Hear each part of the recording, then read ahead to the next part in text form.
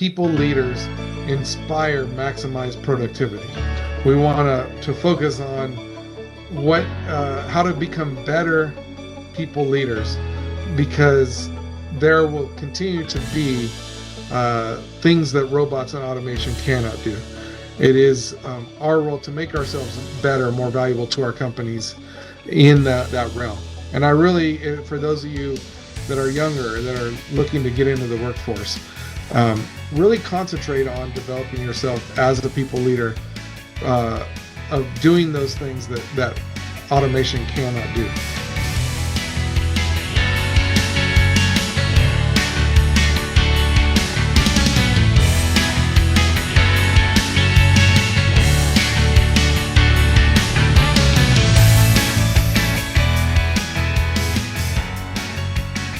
Again, today we're going to be talking about productivity and how you could be ensuring that you as a leader can increase the productivity. So there's a lot of different things, aspects to productivity to talk about. So first I want to talk about what is productivity. What does that word mean in the realm of a company or a business? And I have some fun definitions to share with you.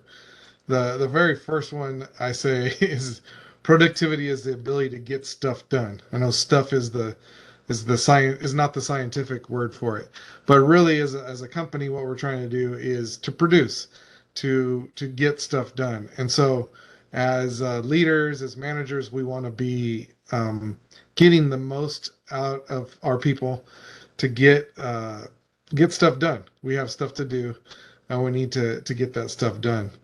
But kind of more technical definitions you could use is that as a company, we want to make sure that what we produce, the outputs, are greater than the inputs. The sum of the outputs are greater than the sum of the inputs, and so we want to maximize that. In each company, you think a big picture, the business model. What is it the business is trying to do? And as the top managers, we try to figure out what is it that we are attempting to achieve, and we set out goals. We have these organizational goals, and when we do those things right, the business model works, and we win. We are productive, and that can also be known as results. And so that's productivity. That's what we're talking about, the role of productivity. And so I want to introduce this concept that I've been talking about for some time now. I actually teach intro to business classes. I teach strategic management classes, senior project classes in business. And in every business class I talk to the students, we come up that these three rules or these three goals of business help us to be a better business, to maximize productivity. And I think a lot of businesses get these out of order, or their priorities change, those types of things. But I really think if a company does these three things, they'll be highly successful, and it will maximize productivity. That's what we're trying to do. So the very first goal of business, I believe, is find a need and fill it. So very complex, but basically, if your business is providing a product that's meeting a need, you're going to be successful as a business. A lot of times businesses get very proud about their product that they made. They had an idea that maybe this is a product, this is a need, and this product solves that problem. But they never seem to check to see if maybe that need actually exists. And so it's really important first to think about as a business, are you fulfilling a need that's an actual need that's out there? And we see that when businesses get very proud of their products and don't iterate, don't change their products, they end up providing a solution to the marketplace that's solving a problem that no longer exists. The biggest example of this is Blockbuster, where people can go to a store and rent movies and bring them home and watch them. We have so many other ways to solve that problem now that there's a very small need for people that want to rent movies and still watch them. I travel in an RV every now and then, and sometimes on the road, it's nice to pick up a Redbox DVD and I can return it in the next city over. Um, but definitely renting movies is something that's not such a big need anymore.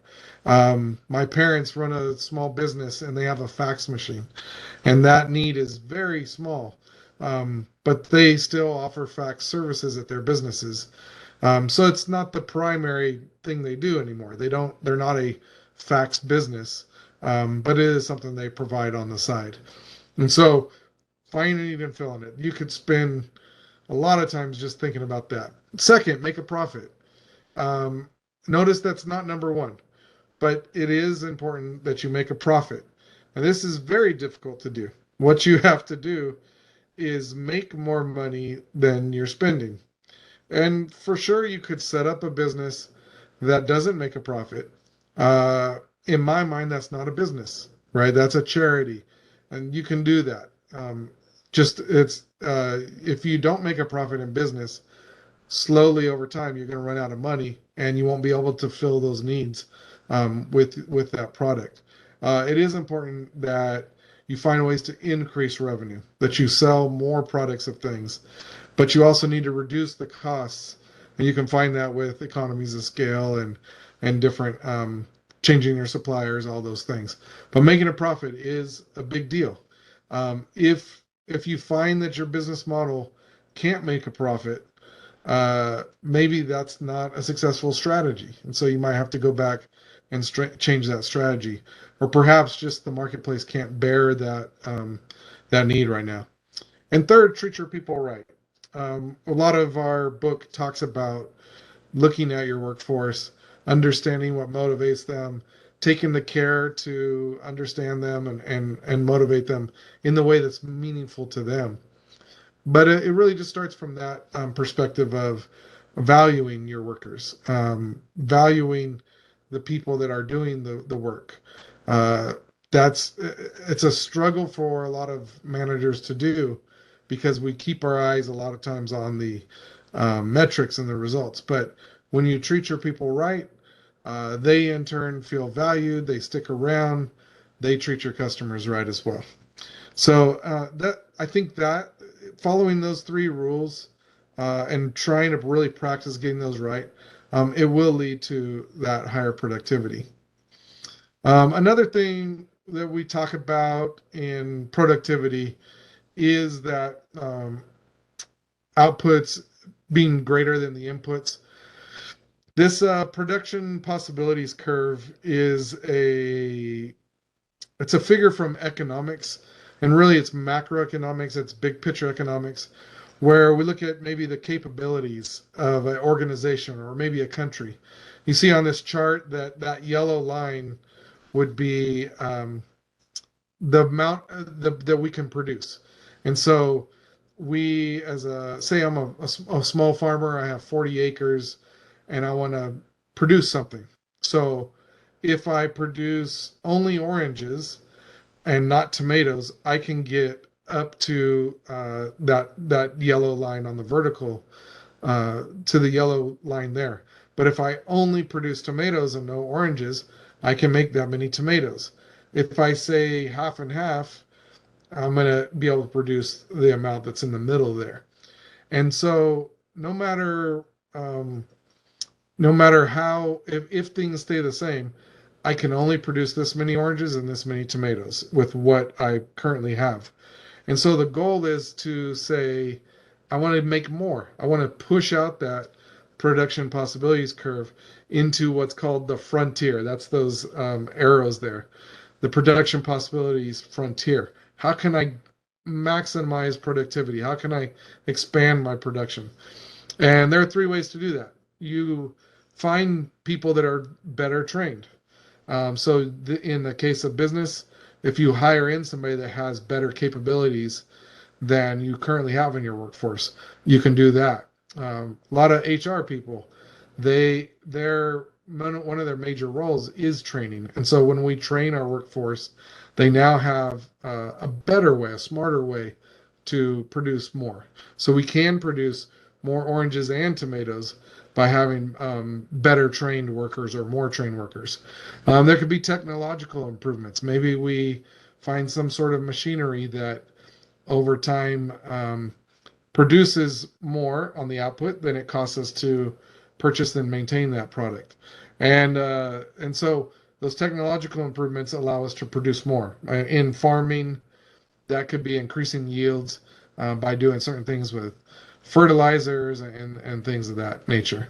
And then the third one is greater access to capital. So perhaps I can only afford a cheap tomato seeds, but now that I have more capital, I've been through a cycle. I took my tomatoes to market. I made a profit, and so now I can invest and buy better seeds.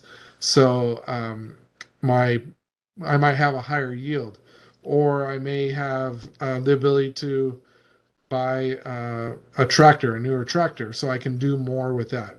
So these are things that help me to get higher productivity as well.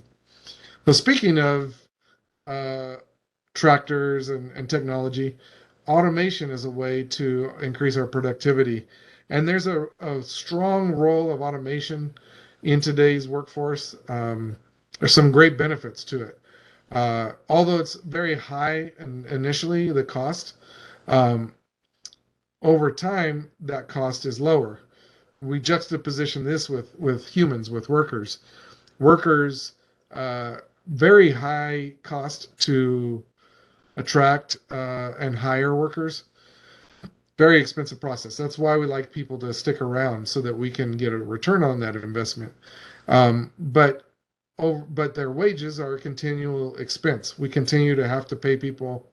And so we have, with robotics or artificial intelligence, automation, those types of things, the cost of operating that diminishes greatly over time. There is some maintenance costs that we need to think about.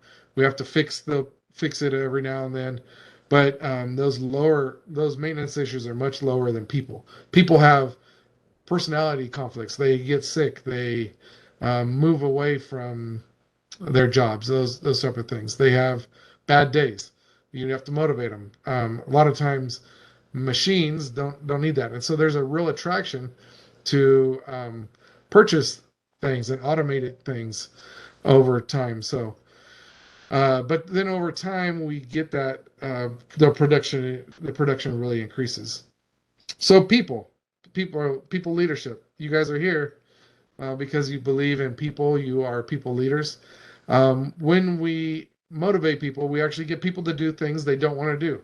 Most people don't show up to work and do the work, and if they didn't get paid, they would keep coming.